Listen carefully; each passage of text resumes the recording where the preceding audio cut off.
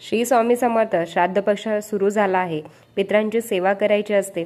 ती कुठली असते बऱ्याच व्हिडिओमध्ये बघितली आहे. सगळ्यात आधी पितृपक्षामध्ये आपल्याला गुरूंची सेवा करायची असते. व्हिडिओ सगळा बघा म्हणजे तुम्हाला तुमच्या प्रश्नांची उत्तरे मिळतील. सगळ्यात आधी पितरांची सेवा करायची आहे, पण पितरांसाठी पण सेवा करायची असते. दररोज नित्यनेमामध्ये महायज्ञ सेवा करत असतो. पितृस्तुती पठण करत असतो. सगळ्या सेवा पितरांसाठी असतात. गुरुचरित्रामध्ये सांगितले आहे की देव तुमच्यावर कोपतो तर गुरु तुम्हाला ताडतो, पण जेव्हा गुरुच तुमच्यावर कोप होतो तेव्हा देव पण काही करू शकत नाही. 15 दिवसामध्ये महाराजांची आपल्याला प्रार्थना करायची आहे. महाराजांना प्रार्थना करायची आहे. तुमचे कोण व्यक्ती गेले आहेत, महिलांना पण सासरी जातात तेव्हा नवीन नाते मिळत असतात, म्हणजे नवीन नाते मिळत असतात, पण आपले आडनाव पण बदलत असते. बरेच नवीन गोष्टी येत असतात. आपण सासरला माहेरवरून सासरला जात असतो. खूप गोष्टी घेऊन जात असतो. आपण दोष पण घेऊन जातो. महिला माहेरचे पण दोष लागतात, सासरचे पण लागत असतात, मग माहेरचे पण लागत असतात. पितृदोष म्हणजे काय? आई वडील, आजी आजोबा, पंजोबा पणजी 3 पिढ्यांपर्यंत दोष लागत असतो.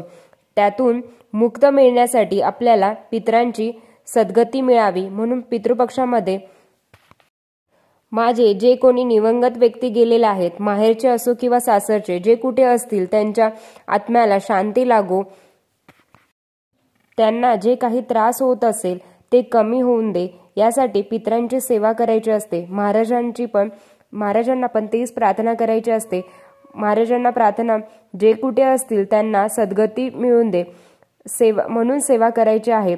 तर दररोज महायज्ञ सेवा तुमच्याकडून झालीच पाहिजे. अतिशय उत्तम आहे. त्या सेवेमध्ये तुम्ही रोज 11 माळी जप करत असाल तर त्यातली एक जी माळ असते, 11 माळीमधली एक माळ असते, तर ती पितरांसाठी असते. ह्या श्राद्ध पक्षामध्ये 15 दिवसामध्ये जास्तीत जास्त सेवा जमेल तेवढी तुम्ही करा. ती पितरांसाठी असते. आपण आपल्यासाठी सेवा करत असतो, पण 15 दिवसामध्ये पितरांसाठी सेवा करायची आहे. रोज 11 माळी करत असाल तर एक माळ ती पितरांसाठी असते. दैनंदिनी आयुष्यात होतं की 15 दिवसामध्ये पितरांसाठी स्वतःसाठी नाही, पितरांसाठी गुरूंची सेवा करायची असते. बऱ्याच महिलांना पितृदोष आहेत, वारंवार गर्भपात होत असतात, या समस्या असतात. दैनंदिन जीवनामध्ये तुम्ही देवपूजा करत असताना पहिल्यांदा तुम्हाला 12 ज्योतिर्लिंग पितरांसाठी असतं. माहेरचं किंवा सासरचं असो तर दररोज 12 ज्योतिर्लिंग पठण केलं पाहिजे. तुमच्या 7 पिढ्यांपर्यंत पातक नाहीसे होते. पितरांसाठी करायचे असते. संसारात बऱ्याच काही अडचणी असतात, त्या पितरांना सद्गती मिळू किंवा पितरांना मुक्ती मिळून दे तोपर्यंत आपला मार्गच मोकळा होत नाही. म्हणून पितरांची आपल्याला ह्या 15 दिवसात सेवा करायची आहे. 15 दिवसामध्ये पितरांची सेवा करायची आहे. तर श्राद्ध पक्षामध्ये तुमच्या घरामध्ये किंवा तुम्ही कोणी करत असाल तर गुरुचरित्र पारायण तुमच्याकडून होत असेल तर प्रखर पितृदोष असेल तरी जरी पारायण केलं तरी पितरांचा आशीर्वाद लागेल आणि नक्कीच त्यांना सद्गती मिळेल. गुरुचरित्र पारायण करायचं असेल तर आवर्जून करा. नवनाथ पारायण किंवा शिवलीलामृत पारायण जे काही सेवा होतील ते तुम्ही करायचे आहे. पितरांसाठी पितरांकडून काही मागायचं नाही आहे. सगळे स्वामी भक्त नित्य सेवा तर करतच असेल. सकाळ दुपार संध्याकाळ तुम्हाला जेव्हा जमेल तेव्हा तुम्हाला सेवा करायची आहे. तुम्ही महाराजांना म्हणजे तुम्ही खाऊन जरी सेवा केली, जेवून जरी सेवा केली महाराजांची तरी चालेल. कुठलीही बंधन नाही आहेत. 11 माळी जप होत नसेल तरी 5 मिनिटं तुम्हाला महाराजांपुढे बसायचं आहे आणि प्रार्थना करायची आहे. जे काही मोडकी तोडकी जी सेवा करत आहात, तुमच्याकडून जशी होईल तशी मोडकी तोडकी जरी सेवा करून घेतात, करता आणि करविता तेच महाराजच आहेत. तुम्ही कोणी नाही आहे. जी काही तुमची मोडकी तोडकी सेवा आहे ती माझ्या पितरांसाठी आहे. काही गर्भधारणा वारंवार होत असतात, ते सुद्धा जीव असतो, त्याचे सुद्धा दोष लागलेले असतात.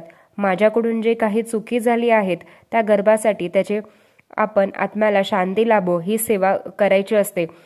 त्याचे वाईट असतात, दोष वाईट असतात, त्याच्यासाठी ही सुंदर काळ आलेला आहे. तर 15 दिवसात ही सेवा करायची आहे. नित्य सेवा करायची आहे.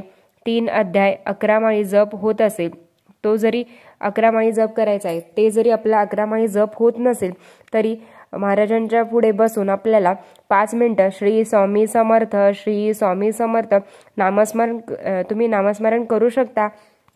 योग्य तारक मंत्र पितरांसाठी अनुष्ठान करू शकता. स्वतःसाठी काही नाही आहे.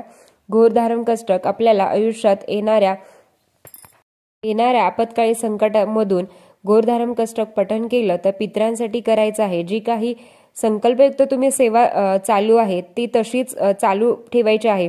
पितरांसाठी सेवा करायची आहे. तुम्हाला महाराजांपुढे 5 मिनिटं बसून तुम्हाला नामस्मरण करायचं आहे. मासिक धर्म विठ्ठल सूतकाला वाईट वाटून घ्यायचं नाही की मला माझ्याकडून सेवा होत नाही तरी चालेल. तुम्ही जरी नामस्मरण करू शकता. मनातल्या मनात तुमच्या भगवंत जाणत असतं. तुम्हाला प्रार्थना करायची मग कुठल्याही देवाची असो, दत्त महाराजांची किंवा तुम्ही कुठल्या जरी देवाचं करत असाल किंवा महाराजांचं, तरी ते तुमच्या पितरांसाठी आहे. ही प्रार्थना करायची आहे. मी जी काही सेवा करत आहोत ती माझ्या पितरांसाठी करत आहे. मी स्वतःसाठी खूप काही केलं आहे किंवा मी कोणासाठी खूप करत आलो आहे, देवाला खूप काही मागितलं आहे, पण हे माझ्या पितरांसाठी आहे. त्यांना मुक्ती मिळवून दे, त्यांचा मार्ग मोकळा होऊन दे. मग तुम्हाला नक्कीच त्यांचा मार्ग कमी होऊन दे. म्हणजे तुम्हाला नक्कीच ना मुक्ती मिळाली तर तुमचा मार्ग कमी होईल आणि तुमच्या समस्या हळूहळू कमी होतील. तुम्ही या पितृपक्षामध्ये 1 माळी जप करा. श्री स्वामी समर्थ. आजचा व्हिडिओ आवडला असेल तर लाईक, शेअर, सबस्क्राईब. धन्यवाद. श्री स्वामी समर्थ.